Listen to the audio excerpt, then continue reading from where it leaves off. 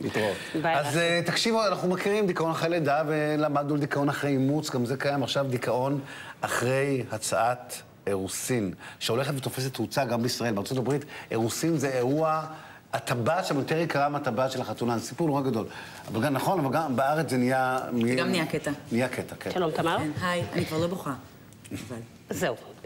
צריך לומר שאת שחקנית וקריינית, אבל זה לא קשור, זה לא משחק מה שאת מספרת פה. לא, זה אמיתי. זהו, את מפרסמת פוסט שמספר כמה כל חיי חיכית, כמו הרבה מאוד בנות, לרגע הזה שבו יציעו לך נישואים, והטבעת, ואירוסין וזה, וברגע שזה קרה נכנס לדיכאון אמיתי, מאובחן? לא.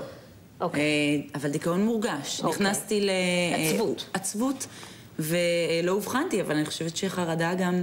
למה?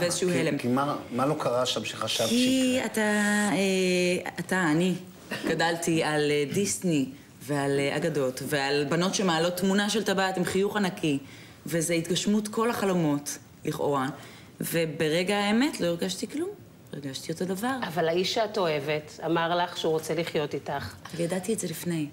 אז הרגע עצמו הוא הבעייתי? כן, זאת אומרת, הייתה איזו ציפייה שהרגע הזה ישנה משהו, שיהיה קונפטי וציפורים מעופפות ומוזיקה כזאת, ולא היה.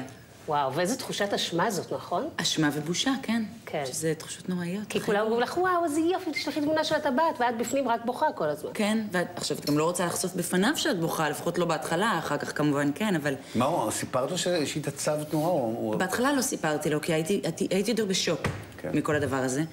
ומה שקרה זה יומיים אחר כך דיברתי עם חברה. אחרי שאני מחזיקה, אמרתי, תקשיבי, אני לא יודעת, אני לא מרגישה כל כך טוב. אז היא אמרה לי, כן, גם אני הייתי ככה.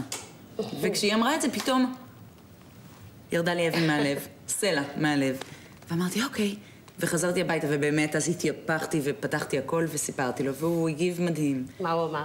הוא אמר, כן, זה נראה לי נורמלי. והנורמלי הזה, שהוא נרמל אותי, פתאום שחרר אותי מהדבר הזה, ופתאום יכולתי להיות בחוויה באמת בלי הטבעת שהיא נורא יפה. היא באמת נורא יפה. נכון. והוא, איך הוא הרגיש ביחס לזה? ואז הוא אמר לי, תראי, גם אני הלכתי וקניתי טבעת, ופתאום נבהלתי. כי אמרתי, אוקיי, מה זה אומר? מה קורה עכשיו? וזה וזה. אז זהו, דיברנו על זה קודם, שנהוג לייחס את זה לגברים, את הרגליים הקרות בקשר זוגי. נכון. אבל גם נשים עוברות את זה. אז מסתבר, לאחר שכתבתי את זה ובעצם פתחתי את זה, נשים התחילו לכתוב לי ולהתקשר אליי ולהגיד לי, ואפילו חברות שלי, כן, גם לי זה קרה. אוי, את מדברת את התחושות שלי בדיוק, וכל הדבר הזה. תגידי, אני אשאל בעדינות, אולי זה תלוי בחור, כמו שנקרא? אולי חשבת שהוא לא האיש הנכון? זה אחד הדברים שעבר לי בראש לגמרי, בתוך הדבר הזה, בתוך הסערה הזאת. אבל אחרי כל מה שקרה... זאת אומרת, אחרי התגובה שלו הבנת שבחרת לאיש הנכון. התגובה שלו, ובכלל, כשנרגעתי קצת, יצאתי מההלם, אז ראיתי אותו. אז מתי החתונה? מתי ההיריון? מתי ה... את נשמעת כמו אמא שלי. בקרוב? כן. בקרוב. עוד לא קבעתם תאריך. תגיד, דוקטור בוקובזה, זה משהו שהוא באמת המיתוס אל מול מה שמתממש באמת? בגלל זה יש פה איזה... כמו עם ילד, כמו עם המון דברים אחרים? כן, אז אתם יודעים, ג'ורג' ברנרד שו אמר שני דברים קשים יש בחיים. אחד זה לא להגשים את חלום חייך, והשני זה להגשים אותו.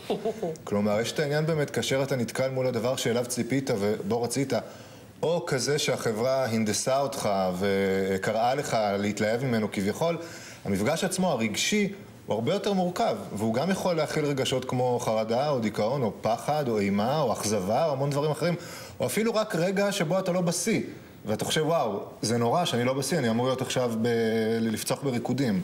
אז כן, יש את הפער הזה. יש כאן עוד משהו מאוד מאוד מעניין, שזה כמו, זה מזכיר לי, יציאה נגד הנורמה. כלומר, הנורמה מחייבת את האמא הצעירה שזה אתה נולד לילד לשמוח, ואת האישה שזה אתה הציעו לנישואין לעלוז וכן הלאה. וכאן יש, וזה מאוד אמיץ לדעתי, לא ולומר, לא תמיד אני יכול להתאים את הרגש שלי למה שהטקס מצפה, או מה שהחברה רוצה, או מה שהמיתוס אומר לי שאני צריך לעשות.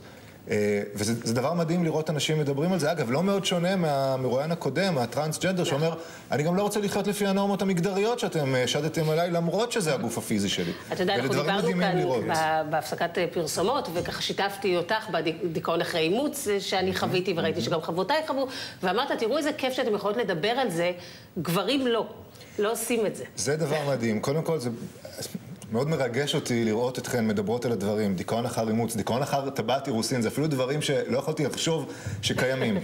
גברים עוברים דברים דומים, כלומר, גבר בהחלט יכול לקום ביום אחרי החתונה, או ביום אחרי שהוא קיבל ג'וב נפלא או משהו כזה, ולהרגיש לא יציב, או קצת בדיכאון, או מפוחד, ולא יהיה לו את האומץ בדרך כלל, או את הלגיטימציה החברתית לדבר על זה. אז לפחות יש לכם את האפשרות לדבר, וגם את האומץ. זה לא שאתם עושות את זה בכזאת קלות, זה בכל זאת צריך אומץ לדבר הזה, אבל צריך לזכור כמה זה חשוב. מה שנקרא, זה לא ייגמר עד שלא תספר, גם על דברים רגשיים כאלה.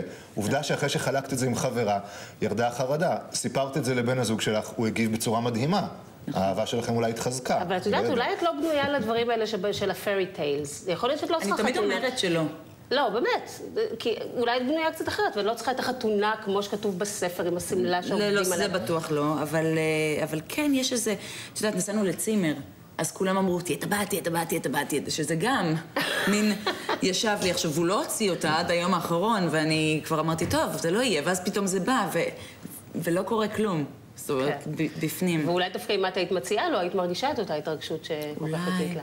אבל אני שואלת את עצמי כמה זה דוממת, אתה הזכרת במילה למישהו שנורא רוצה איזו עבודה, והוא איזה משהו, איזה מכרז שהוא הלך עליו, והוא מקבל את זה, ואז אחרי שהוא נורא רוצה לקבל את זה, ואז אחרי שהוא מקבל את זה, הוא אומר, מה, כאילו... מה עכשיו? כן, מה עכשיו? נכון, שוב, הציפייה תהיה שעכשיו אתה אמור להיות בשיא כל הזמן, ואל תעז לרגע לפקפק בזה או להגיד משהו אחר. אבל הרגשות שלנו הרבה יותר מורכבים.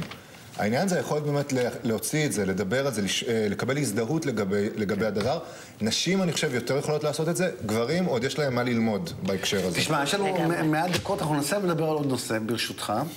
גם בוא נודה לתמר. תודה, אני יכול להישאר. כן, תשמע. אני רוצה עוד קטע מהסדרה